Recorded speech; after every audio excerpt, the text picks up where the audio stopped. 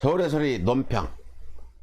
반성은커녕 부끄러움도 모르는 검사들, 결국 국민의 몽둥이가 약인가? 윤석열이 부끄럽지 않은 검사들은 검찰공화국의 정치검사들일 뿐이다. 피의자 윤석열의 비리 의혹에 대한 추미애 법무부 장관의 합법적인 수사 지휘권 행사와 감찰로 비리 덩어리 윤석열이 궁지에 몰리자 마침내 정치 검사들의 사주를 받은 평검사들까지 준동하기 시작했습니다.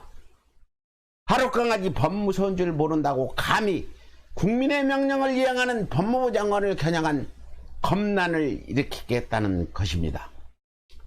이렇듯 멋모르고 날뛰는 평검사들을 보다마단 임은정 대검찰청 감찰정책연구관이 검찰의 자성을 촉구하는 글을 올리자 반성은커녕 부끄러움조차 모르는 검사들이 적반하장으로 천둥 벌거숭이 마냥 임은정 부장검사마저 정치검사라고 비난하고 있으니 인도검 맞섰을 뿐 이 검사라는 작자들을 어찌 염치를 아는 사람이라 할 수 있단 말입니까?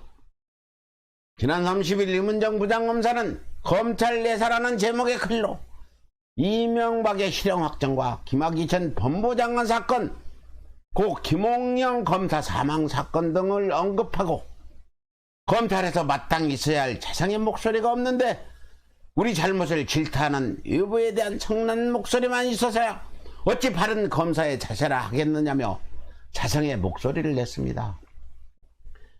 그동안 국민을 기만한 정치검찰의 숱한 낙행들로 검찰의 좋지 못한 업보가 너무나도 많이 쌓인 탓에 분노한 국민들의 비판이 발치고 있으니 검찰도 최소한 반성하는 모습이라도 보여주는 것 아니냐는 것이었습니다.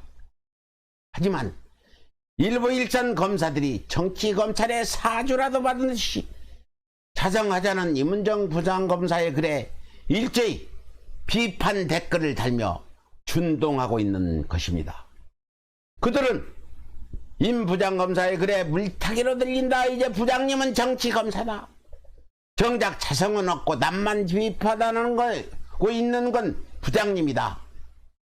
현재 진행되고 있는 것은 이론의 여지없이 무조건 검찰개혁이고 이에 반대하면 무조건 검찰개혁에 대항한 저항이냐며 촛불 정부의 검찰개혁을 비난하는가 하면 한 검찰 수사관은 칼날만 하는 어린아이가 색 안경을 낀 적이 되지 않기를 간절히 바란다며 모욕적인 비난까지도 서슴지 않아 논란이 일고 있는 실정입니다.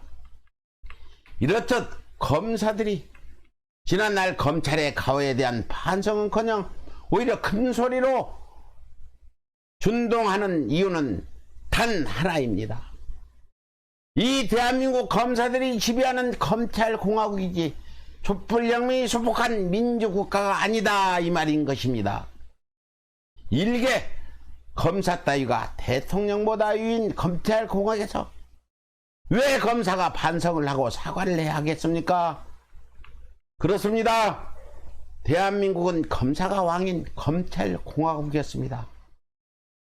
그래서 검찰총장이 가족의 범죄를 은닉해도 아무런 죄도 없는 것이요, 검사가 염치 아녀자들을 집단 강간을 해도 무혐의로 풀려날 수 있는 것은 물론 심지어 검사가 같은 검사를 성추행하는 것도 모자라 죽음으로까지 몰아넣는다 한들 죽으면 더 이상 검사가 아니니 책임을 물을 수 없다 이 말입니다. 그런데 느닷없는 촛불혁명으로 문재인 정부가 들어서자 검찰개혁도 모자라 공수처까지 설치해서는 감히 검사들이 의례적으로 즐겨온 범죄와 비리를 단속한다고 하니 대통령보다 높으신 검찰 나리들께서 어찌 이를 두고만 볼 수 있겠습니까?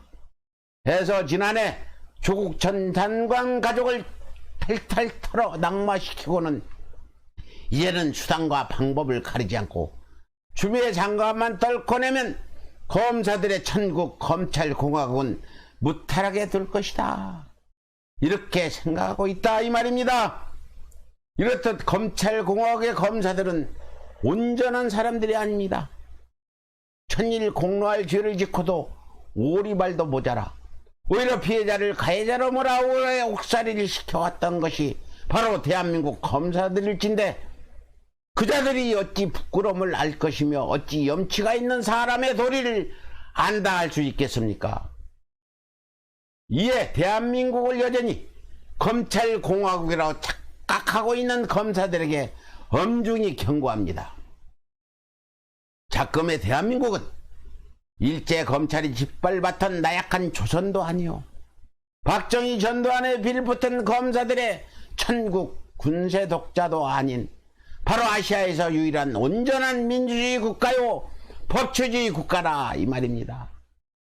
그럼에도 불구하고 시대착오인 검사들이 지속적으로 가당치 않은 무소불위에 무모한 검찰 공화국을 꿈꾸고 있다면 저는 분노한 국민들이 자시지 않고 몽둥이를 들 것입니다.